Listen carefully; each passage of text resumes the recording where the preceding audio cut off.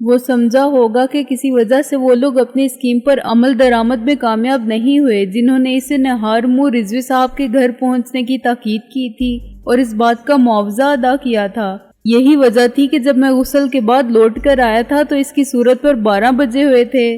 اس نتیجے پر پہنچنے کے بعد مجھے احساس ہوا کہ بظاہر میں نے اپنی حفاظت کا پورا بندوبست کر لیا ہے اور اپنے گلے پڑنے والی بلا سے نجات حاصل کر لی ہے، مگر خطرہ اب بھی باقی ہے۔ وہ شخص اپنی ناکامی کی رپورٹ دے گا اور بتائے گا کہ سکندر بخت نے تو مجھے مصیبت میں ڈال دیا ہے۔ معلوم نہیں کیسے اور کب اس نے میر محمد کا سر میری موٹر سائیکل کے بیگ میں ٹھونس دیا۔ اس کی خدمات حاصل کرنے والے کہیں گے، پاگل کے بچے، سر تو ہم نے رات کو ہی گاڑی میں رکھ دیا تھا، اس گاڑی کو فوراً قبضے میں لے لو، اس کی پچھلی سیٹ پر خون کے داغ ضرور ہوں گے۔ اور اس وقت پریشانی کے باوجود مجھے تھوڑی سی خوشی بھی ہوئی کہ میں نے سیٹ بدل کے دشمنوں کے عزائم کو ناکام بنا دیا ہے۔ اب شوق سے لے جائیں گاڑی کو اپنی لیبارٹری میں اور ہر طرح سے ٹیسٹ کر لیں۔ اکرام شیخ کی ڈیوٹی کا وقت ختم ہو چکا تھا۔ میں نے اسے گھر پر فون کیا اور اس نے مجھے بتایا کہ متعلقہ تھانے میں کسی پیٹرول پمپ پر کام کرنے والوں نے کوئی رپورٹ درج نہیں کروائی ہے۔ اس نے مجھے دعوت دی کہ میں دوپہر کا کھانا اس کے ساتھ کھاؤں، لیکن میں نے کہا کہ میں ذرا مصروف ہوں اور بیکار بھی ہوں۔ یہ تو بڑی خراب بات ہے، وہ بولا۔ انگریزی میں کہتے ہیں نا کہ بیکار آدمی کا ذہن شیطان کی ورکشاپ ہوتا ہے۔ مجھے بھی معلوم تو ہو آپ کی مصروفیات کیا ہیں آخر۔ آپ کا مصروف رہنا ہی آپ کے حق میں اچھا ہے۔ میں ہنسا۔ نہیں، میں کوشش کروں گا کہ مصروفیت سے کوئی خرابی پیدا نہ ہو۔ یہ تمہارے اختیار کی بات نہیں ہے سکندر اعظم، وہ بولا۔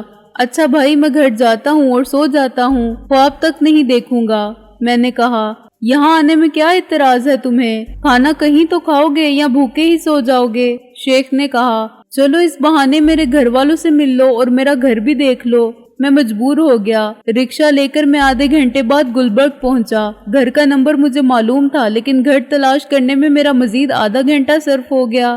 میں نے ان لوگوں کو کوسا جو شہر بساتے ہیں تو اپنی اپنی عقل کے مطابق گھروں پر نمبر لگانے کا طریقہ خود وضع کرتے ہیں۔ ہر کے آمد عمارت نو ساخت، جو آیا اس نے سابقہ سسٹم کو خوبیاں خامیاں دیکھے بغیر آؤٹ آف ڈیٹ قرار دے کر متروک کر دیا اور اپنی افلاطونیت کا مظاہرہ کیا۔ نتیجہ یہ کہ ہر علاقے میں نمبروں کا نظام ایک معمہ بن گیا، نہ سمجھنے کا نہ سمجھانے کا۔ اس نے پہلے سنا تھا اور پھر دیکھا تھا کہ یورپ اور امریکہ کے بڑے بڑے شہروں میں کسی ایک علاقے کا سسٹم جدا نہیں ہے۔ پورے شہر کی نمبرنگ کا ایک سائنٹیفک فارمولا ہے جو اتنا آسان ہے کہ آپ ٹیکسی والے کو نمبر بتا دیں اور وہ آپ کو گھر کے دروازے پر اتار دے گا۔ جب بالآخر 1 گھنٹے بعد میں نے کال بیل بجائی تو شیخ نے دروازہ کھولا۔ خدا کا شکر ہے کہ آپ بخیر و عافیت پہنچے ہیں، میں تو متفکر ہو چلا تھا۔ فکر کی کون سی بات تھی؟ میں نے کہا، ذرا گھر تلاش کرنے میں دیر لگی۔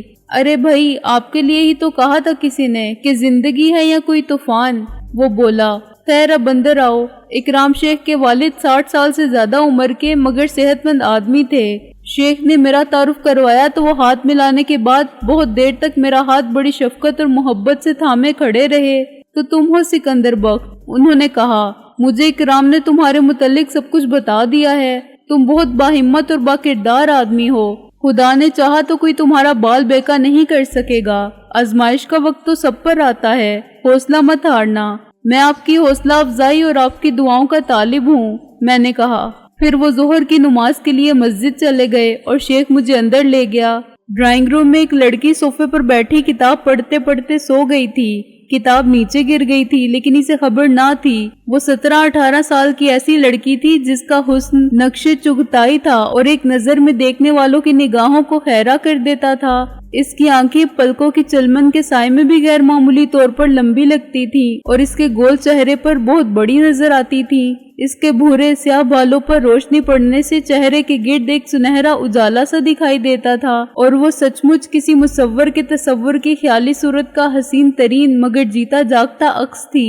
اپنی معصومیت کے تاثر سے یہ حسن ملکوتی لگتا تھا۔ شیخ نے مجھے خاموش رہنے کا اشارہ کیا اور صوفے کے پیچھے جا کے قالین کے دھاگے سے بتی سی بنائی۔ پھر اس نے ہاتھ بڑھا کے یہ بتی اس کی ناک میں گھمائی اور صوفے کے پیچھے غائب ہو گیا۔ وہ ہڑبڑا کے اور ایک چینک مار کے اٹھی۔ اپنے مقابل مجھے پا کے اس نے فوراً دوپٹہ سنبھالا اور کچھ حیران ہوئی۔ آپ کون ہے جی؟ وہ بگڑ کے بولی۔ اور یہ کیا بدتمیزی ہے؟ آپ کی کتاب۔ میں نے نیچے سے کتاب اٹھا کے گرد جھاڑی اور اسے پیش کی۔ मैं सिकंदर आजम हूँ। क्या? वो किताब छीन कर बोली। मैं बताती हूँ तुम्हें। इसने किताब फेंक कर आस्तीन चढ़ाई और जोडू की बिल्कुल सही पोजीशन लेकर खड़ी हो गई। वो यकीनन इस फन की तरबियत हासिल कर रही थी और मैं देखना चाहता था कि इसकी कुदरती सलाहियत और तरबियत का मेयार क्या है, लेकिन शेख से हंसी जब्त ना हो सकी। वो कहकहा मार के सोफे के पीछे से बरामद हुआ। देखा तुमने कैसे कैसे नमूने हैं यहाँ। ये मेरी छोटी बहन है नाजली, जिसे हम नाजो कहते हैं। सिवाय मेरे, मैं इसे नाजी कहता हूँ क्योंकि ये हिटलर से कम खतरनाक नहीं, शेख ने हंसते हुए कहा। नाजली का रंग हफ्त से लाल हो गया। तो ये तुम्हारी हरकत थी शेख अफचिली, वो चिल्लाई। इसने सोफे का कुशन उठा के शेख की तरफ फेंका। शेख ने गोता मारा और साफ बच गया। अरे अरे, वो बोला, मेहमानों के सामने भी खाना जंगी। क्या कहेंगे मेरे दोस्त के घर है या पानीपत का मैदान, और अभी मैं मार देती इनके एक हाथ तो फिर। वो मेरी तरफ मतवज्जो हुए बगैर बोली, तो तुम पर 14 तबक रोशन हो जाते नादान लड़की। ये जोडू में ब्लैक बेल्ट हैं, शेख ने कहा। मेरे दोस्त सिकंदर बख्त। नाजली की आंखें हैरत से फैल गईं। मैं इसके हुस्ने मुहतनाए महशर से मुतासिर हुए बगैर ना रह सका। आप वाकई ब्लैक बेल्ट हैं। मुझसे इकराम ने आपका जिक्र किया था। जोडू कहाँ से सीखा है आपने? इकराम ऐसे ही कहता रहता है, मैंने मुस्कुरा के कहा। मुझे जोडू वगैरह नहीं आता। ये झूठ है। ब्लैक बेल्ट तो इस वक्त भी बांध रखी है इसने नाजी, इकराम शेख ने कहा। तो किसी गलत फहमी में ना रहना। एक हाथ मार दिया ना तेरे तो यहाँ से डोली में नहीं स्ट्रेचर पर जाएगी, ससुराल नहीं अस्पताल। भैया मैं मार दूंगी, नाजली चिल्लाई और मैं बहन भाई की इस दिलचस्प लड़ाई में अपने सारे फिक्रो गम भूल गया। 30-32 साल की एक औरत अंदर आई। क्या शोर है ये? फिर लड़ रहे हो बच्चों की तरह? इसने मुझे देखा और ठिठक कर रुक गई।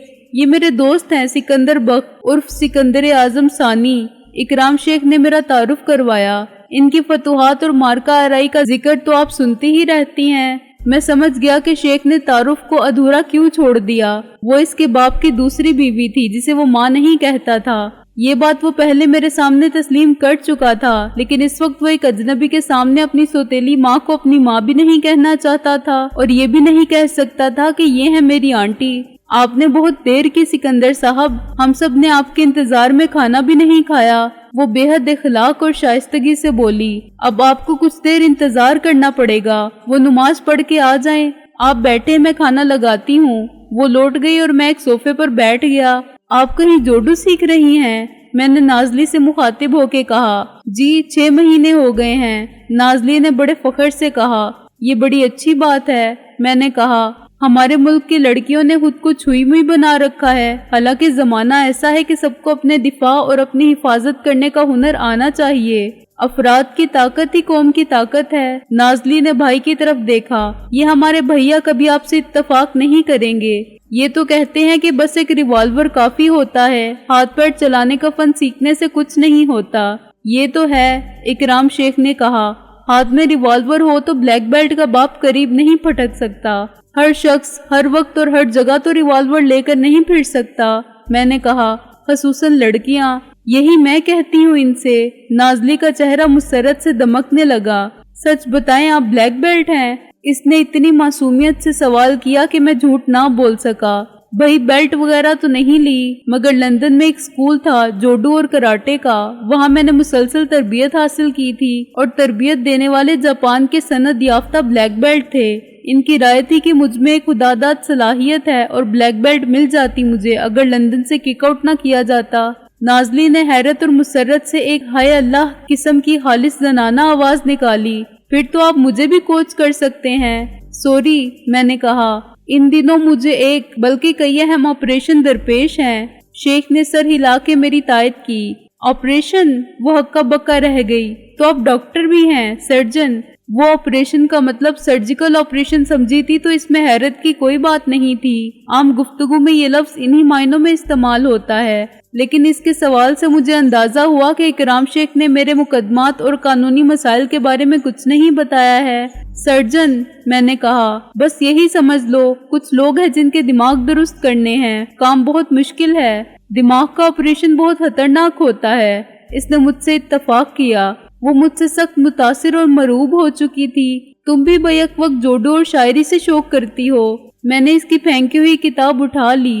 بھی کا مطلب یہ کہ سکندر اعظم بھی گھوڑے گدھے کو ایک لاٹھی سے ہانکتے ہیں۔ اکرام شیخ نے کہا، کون سے اسکول میں پڑھتی ہو تم؟ میں نے کتاب کے صفحے پلٹتے ہوئے بے خیالی میں کہا، اسکول میں؟ اس کا موڈ ایک دم آف ہو گیا۔ کیا میں آپ کو ایک ننھی سی بچی نظر آتی ہوں؟ میں 3rd ایئر میں ہوں جناب۔ اکرام شیخ کی ہنسی نے جلتی پر تیل کا کام کیا۔ بات 3rd ایئر کی نہیں، عقل کے اعتبار سے تم اسکول کی بچی کے برابر بھی نہیں ہو۔ یہ اور بات ہے کہ 18 سال کی بالغ لڑکی ہو، مگر بالغ اور عاقل میں بڑا فرق ہے۔ وہ احتجاجاً واک آؤٹ کر گئی۔ دوبارہ اس سے کھانے کی میز پر ملاقات ہوئی، لیکن اس کا منہ کھلا رہا اور شیخ کی چھیڑ چھاڑ کے باوجود وہ خاموش رہی۔ مجھے وہ گھر اور وہ سب لوگ بہت اچھے لگے، جہاں رہنے والے تمام تفکرات سے آزاد تھے اور اعتماد کے باہمی رشتے میں اس طرح منسلک تھے کہ سب مل کر اس گھر کی تکمیل کرتے تھے، جیسے الگ الگ کڑیوں کے ملنے سے ایک زنجیر بنتی ہے۔ کھانے کے بعد میں نے اجازت چاہی تو شیخ نے کہا کہ وہ مجھے اپنے اسکوٹر پر چھوڑ دے گا، جس کا اصل مقصد باہر جا کے تبادلہ خیالات کرنا تھا۔ ہم نسبت روڈ تک باتیں کرتے گئے۔ وہاں پہنچ کے مجھے معلوم ہوا کہ یاسمین اس مکان کو چھوڑ کے جا چکی ہے۔ اس کے بزرگ مالک مکان نے اتنا تو بتا دیا کہ وہ ملک سے باہر ہے، مگر یہ نہیں بتایا کہ وہ کس ملک میں ہے۔ میرے اطمینان کے لیے یہی بات کافی تھی کہ فی الحال وہ کسی کی دسترس میں نہیں اور اپنے شوہر کے ساتھ خوش ہے۔ چودھری دلاور نے وہ کیسٹ سن لیا ہوگا، تب بھی وہ یاسمین کو نقصان نہیں پہنچا سکے گا۔ شام ہونے والی تھی جب اکرام شیخ نے مجھے رضوی صاحب کے گھر کے اندر اتارا۔ میں کھلا گیٹ دیکھ کر سوچ ہی رہا تھا کہ یہ بے احتیاطی میں نے جاتے وقت کی تھی یا بعد میں کوئی آیا تھا کہ مجھے حشمت خان نظر آیا۔ اس کے ساتھ 2 سپاہی اور بھی تھے۔ وہ مجھے میر محمد کے قتل کے الزام میں گرفتار کرنے آئے تھے۔ شیخ کو میرے ساتھ دیکھ کر حشمت خان کو کچھ مایوسی ہوئی۔ اس کے ساتھ آنے والے دونوں ماتحت بڑے اطمینان سے لان پر آلتی پالتی مارے بیٹھے تھے اور وہ خود بحیثیت افسر کے کرسی پر براجمان تھا۔ تم یہاں کیا کر رہے ہو؟ میں نے ماتھے پر بل ڈال کے کہا۔ کس کی اجازت سے اندر آئے ہو؟ پولیس کو تفتیش کے لیے بھی کسی سے اجازت لینی پڑتی ہے اپنے سکندر صاحب۔ وہ معنی کے اس انداز میں مسکرایا۔ میں نے تفتیش کے بارے میں نہیں، تمہارے بلا اجازت اندر آنے کے متعلق پوچھا ہے، میں نے اسی لہجے میں کہا۔ تفتیش اپنے تھانے میں جیسے چاہے کرو، یہ ایک بڑے پولیس آفیسر کا گھر ہے، تو ہم کون سے گھر کے اندر گھس گئے ہیں جو آپ گرمی دکھا رہے ہو؟ حشمت خان نے ماتحتوں کی موجودگی میں اپنی سبکی محسوس کی۔ خود ماتحت اس کی عزت نفس کا دفاع کرنے سے قاصر تھے۔ تمہیں باہر انتظار کرنا چاہیے تھا حشمت خان، ایس آئی شیخ نے متانت سے کہا۔ تمہیں معلوم ہے گھر پر کوئی نہیں، لیکن گیٹ کھلا پڑا تھا، حشمت خان نے احتجاج کیا۔ ہم نے یہاں سے کیا اٹھا لیا ہے؟ اگر اندر والے دروازے کھلے پڑے ہوتے تو تم کیا کرتے؟ میں نے برہمی سے کہا۔ رضوی صاحب کے بیڈ روم میں استراحت فرماتے۔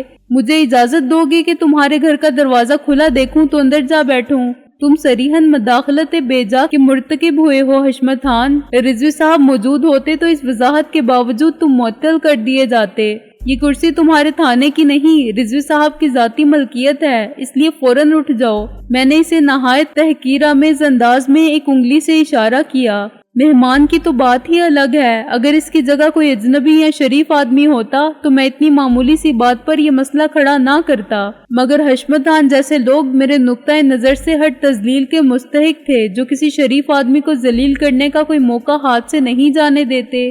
ایسے ہی لوگ پولیس کے ماتھے پر بدنما داغ ہیں۔ اگر ایسا ہی شیخ جیسا کوئی ایماندار اور ذمہ دار افسر ہوتا تو میں اسے معاف کر دیتا اور میرا رویہ اس کے ساتھ ایسا نہ ہوتا۔ تم کو معلوم ہے، احساس ذلت سے حشمت خان کا چہرہ سرخ پڑ گیا۔ میرے آنے کا مقصد، تمہارے آنے کا مقصد اگر مجھے یہیں پھانسی دینا بھی ہے تو میں بعد میں معلوم کر لوں گا۔ میں نے چٹکی بجا کر اس کی بات درمیان سے اچکتے ہوئے کہا، get up and get out, دروازے سے باہر جاؤ، کال بیل بجاؤ اور میرے آنے کا انتظار کرو۔ اگر 2 منٹ میں تم باہر نظر نہ آئے تو میں تمہارے خلاف مجرمانہ مداخلت کا کیس درج کروانے پر مجبور ہو جاؤں گا۔ سب انسپکٹر شیخ تمہارے جرم کے گواہ ہیں۔ حشمت خان آہستہ آہستہ اٹھا اور اس نے گھٹنے پر رکھی ہوئی ٹوپی سر پر جمائی۔ باہر نکلو، اس نے ایک خوفناک گالی دی اور گرا کے دونوں ماتحت سپاہیوں کو مخاطب کیا، اتنا سن کے بھی بیٹھے ہوئے ہو بےغیرتو؟ دونوں سپاہی بڑی پھرتی سے اٹھے اور پلٹ کے دیکھے بغیر گیٹ سے نکل گئے۔ پھر حشمت خان نے اپنی خودی کو بلند رکھنے کی بے سود کوشش کرتے ہوئے ایک قدم بڑھایا۔ میں نے زیر لب مسکرا کے شیخ کی طرف دیکھا اور اسے آہستہ سے آنکھ ماری۔ وہ تمام معاملے سے قطعی لا تعلق اسکوٹر سٹارٹ کرنے کے لیے تیار کھڑا تھا۔ یہ تم نے اچھا نہیں کیا سکندر، حشمت خان رک کر بولا، تم پچھتاؤ گے۔ آؤٹ۔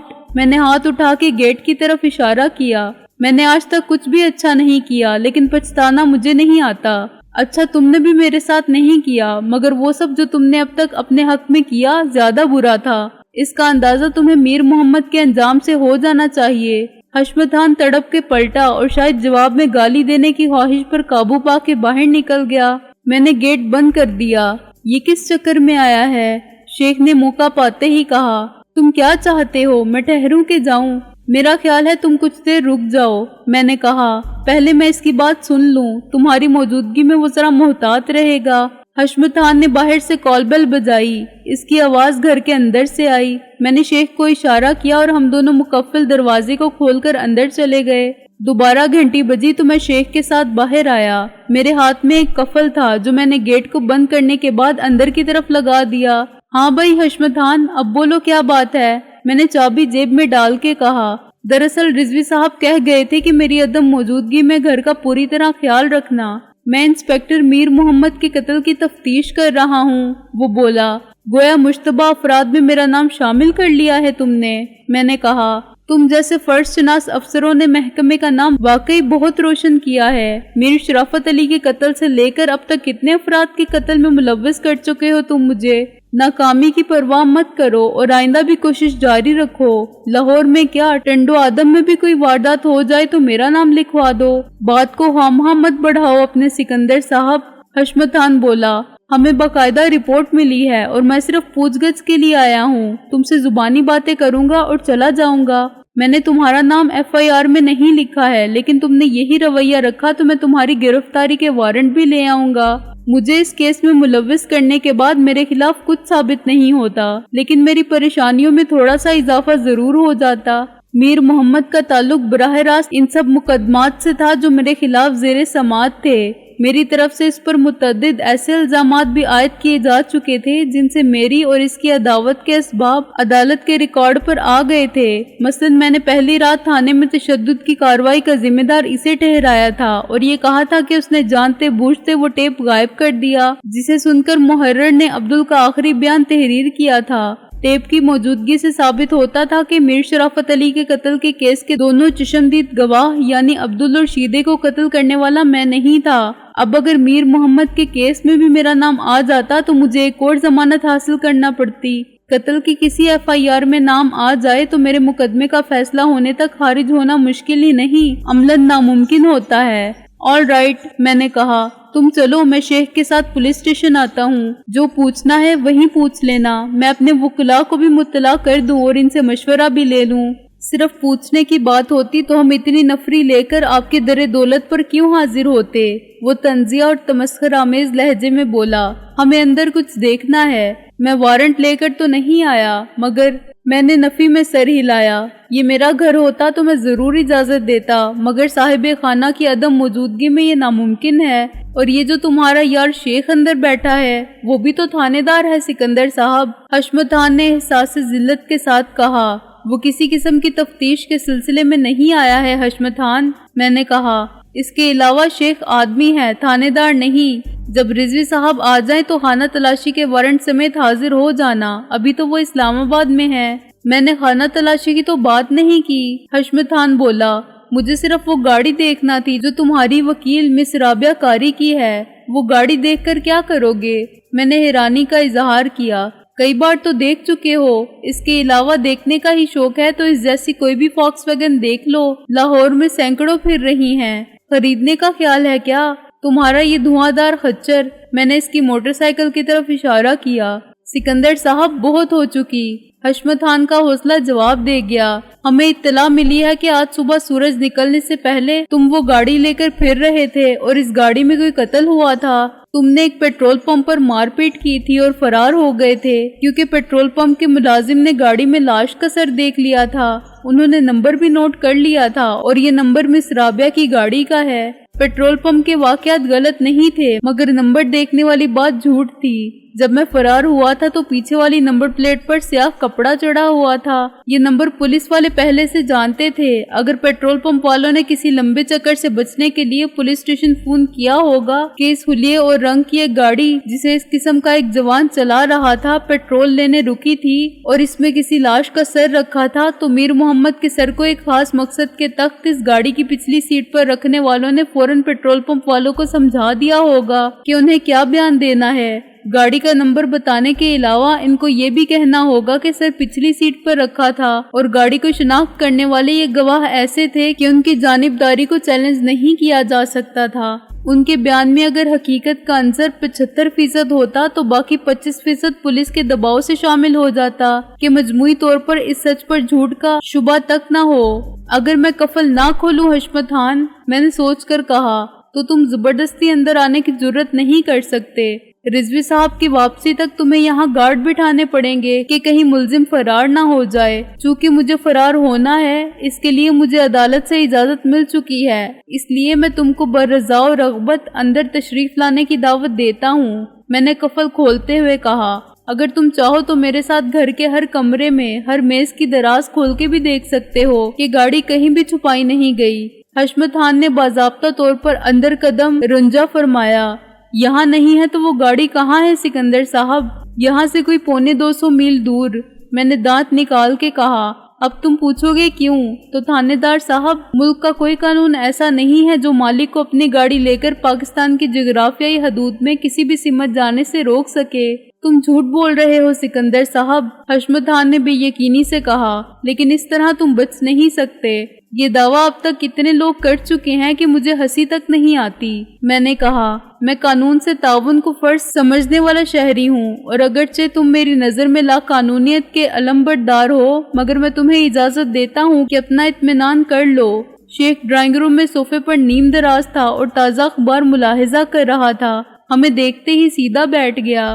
یہ بڑے افسوس کی بات ہے شیخ صاحب، حشمت خان نے اس کے مقابل بیٹھتے ہوئے کہا، آپ کی موجودگی میں ہماری اتنی بے عزتی خراب ہو جاتی ہے۔ آخر آپ بھی پولیس افسر ہیں، آپ ایک ملزم کے ساتھ پھرتے ہیں۔ میں استعفیٰ دے چکا ہوں حشمت خان، شیخ نے بے نیازی سے کہا، تمہیں میرے ذاتی کول و فعل کی فکر نہیں کرنی چاہیے، یہی تو بڑی مشکل ہے۔ حشمت خان نے افسوس سے سر ہلایا، ملزموں کو پولیس افسروں کی پشت پناہ ہی مل جاتی ہے، ہم کیا کریں؟ تم اپنا کام کرو حشمت خان، میں نے کہا، تمہارے سامنے ٹیلی فون رکھا ہے، میں تم کو اسلام آباد میں ایک ڈپٹی سیکرٹری کی کوٹھی کا نمبر دیتا ہوں، خود بات کر لو جس سے چاہو۔ رضوی صاحب بھی وہی ہیں، رابعہ بھی، اور دونوں گھروں کے افراد بھی، سب لوگ اپنی اپنی گاڑی میں ایک ساتھ ہی گئے ہیں۔